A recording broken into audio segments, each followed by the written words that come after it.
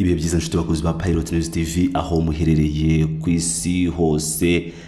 Ese wigeze utekereza ukuntu ikoranabuhanga rishobora gukoreshwa nabi bagafata ubuzima bwawe bwite bakagira amabanga yawe intwaro ya politike n'icurabwenge ry'ibinyoma bikomeye ku rwego mpuzamahanga? Uyu munsi tugiye gucukumbura inkuru iteye ubwoba turimo kubona ku mbuga nkoranyambaga, aho umunyamakuru wo muri Repubulika Iharanira Demokarasi ya Kongo yafashe amashusho y'ibanga y'umuhanzi w'umunyarwanda wamamaye nka Yamano akayahindura umukara n'umweru kugira ngo abeshye amahanga ko ari umusirikare wa M23 wafashwe amashusho ari gusambana.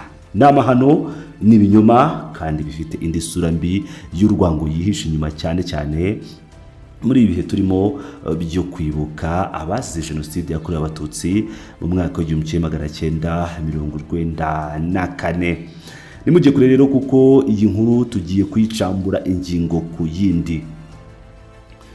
Reka duhere mu mizi y'iki kibazo kugira ngo musobanukirwe neza uko uyu mukino w'ibinyoma wapanzwe. Mu masaha ashize uwitwa Daniel Micombero akaba ari umunyamakuru cyangwa se umusesenguzi wo muri Repubulika Iharanira Demokarasi ya Kongo yanyujije ubutumwa ku rubuga rwa X. Ubutumwa bwuzuyemo gushaka kuyobya uburari no guhimba inkuru idafite gihamya.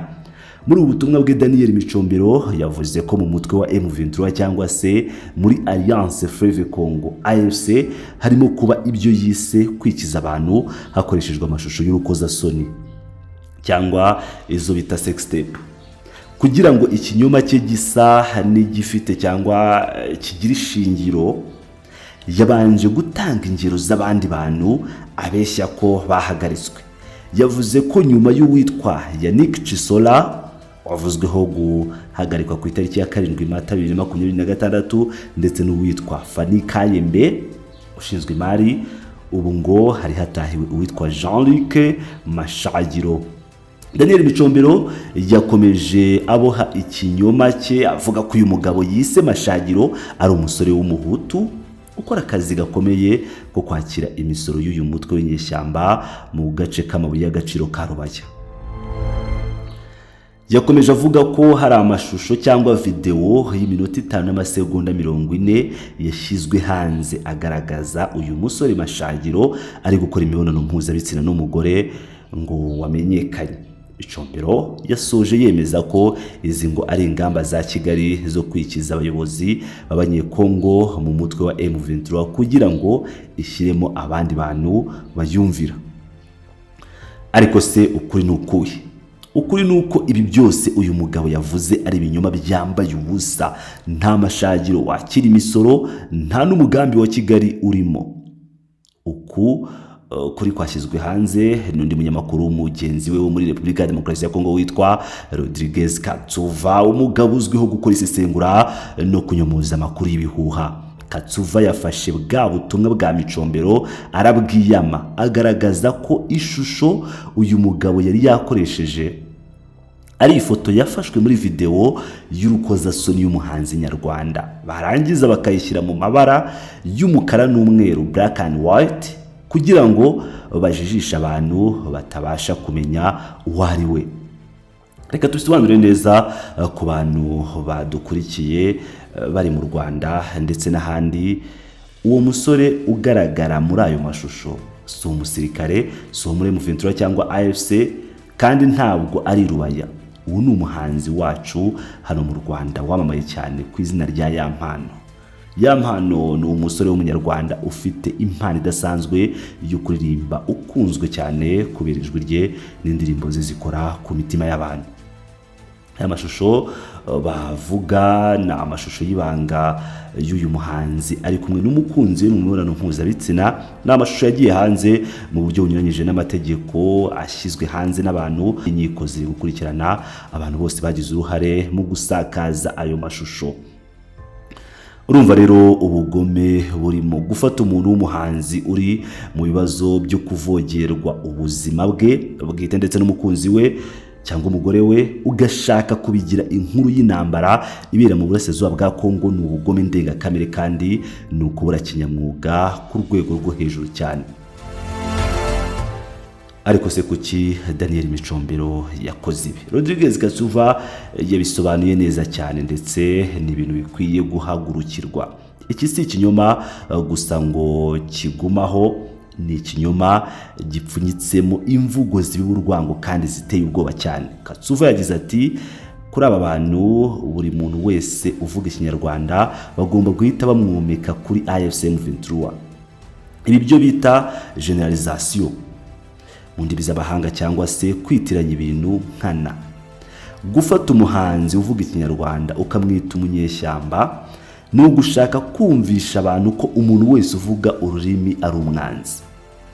Ikindi Katsuva yagaragaje ni uburyo Micombero yakoresheje amagambo agabanya abantu mo ibice, akoresha amoko mu buryo bugamije kwangisha abantu runaka. Micombero yavuzemo ko uyu mugabo yise Mashagiro ari umuhutu, ndetse ko agashaka kugaragaza ko ngo abakongomani n'abahutu bari kwirukanwa muri AFC M23 kugira ngo basimburwe.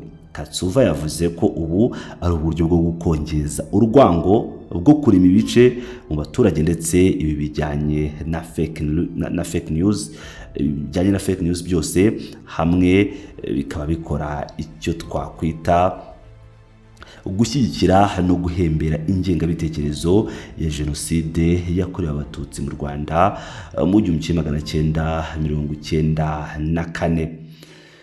Kandi bibaye mu gihe kibabaje cyane. Nshuti bakunzi bacu mudukurikiye, ntimwibagirwe ko turi mu kwezi kwa Mata.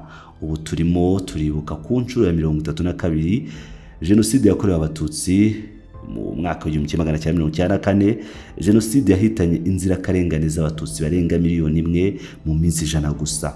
Muri cyumweru cy'icyunamo ni igihe abanyarwanda n'inshuti z'u Rwanda bari mu ntekerezo zo kwibuka babo bazize urugomo rwakomotse ku mvugo z'urwango n'ingengabitekerezo mbi nk'izi turimo kubona zikwirakwizwa n'abanyamakuru ba Kongo. Gufata ibinyoma nk'ibi ukabizamura muri iki gihe cya Mata ni igikorwa kigamije kuyobya uburari, gukomeretsa abarokotse ndetse no gushaka gusiba amateka mabi yaranze akarere kacu kugira ngo urwango ruzongere rusekure imitima y'abantu. Nkuko uwaduhaye amakuru abivuga, abantu benshi barimo n'uyu munyamakuru Micombero bakomeje gushaka uburyo bwo guhuza ibinyoma bidafite ishingiro bakabigira ukuri, ariko ntabwo bizabakundira kuko ukuri guca mu ziko ntigushye. Tuzi neza uyu musore y'amano, tuzi indirimbo ze, tuzi n'ibyamubayeho we n'umukunzi we, kandi kuba mu Rwanda bituma tubona ibintu uko biri ku isoko y'amakuru apana ibintu b'ibinyoma biteresaho. Mu gusoza iyi nkuru rero, icyo twabwira abantu bose bakoresha imbuga nkoranyambaga, cyane cyane urubyiruko, mujye mushungura amakuru mubona. Ntabwo buri kintu cyose gishyizwe kuri interinete n'umuntu wiyita umunyamakuru kiba ari ukuri. Twebwe nk'abaturage tugomba kwamagana twivuye inyuma imvugo zose zibiba urwango, kwitiranya ibintu ndetse no guhohotera abantu hakoreshejwe amashusho yabo y'ibanga nk'uko byakorewe ya mpano.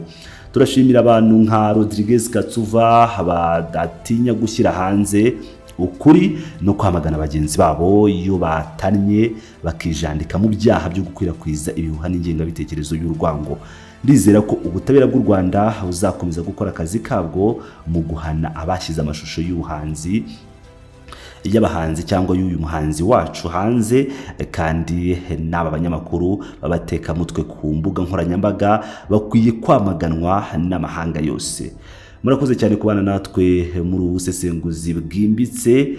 Niba mwakunze iyi nkuru mukaba mushyigikiye ukuri, ndabasaba gukanda like, mukore subscribe kuri channel yacu kugira ngo mutazacikwa n'amakuru yacu ataha azira kubogama, ndetse musangize iyi nkuru abandi, no kuba gusharinga kugira ngo ikinyoma cya Micombero gihashywe, kuko ukuri kwamaze kujya ahabona. Mukomeze kugira ibihe byiza ndetse no gukomera muri ibihe byo kwibuka.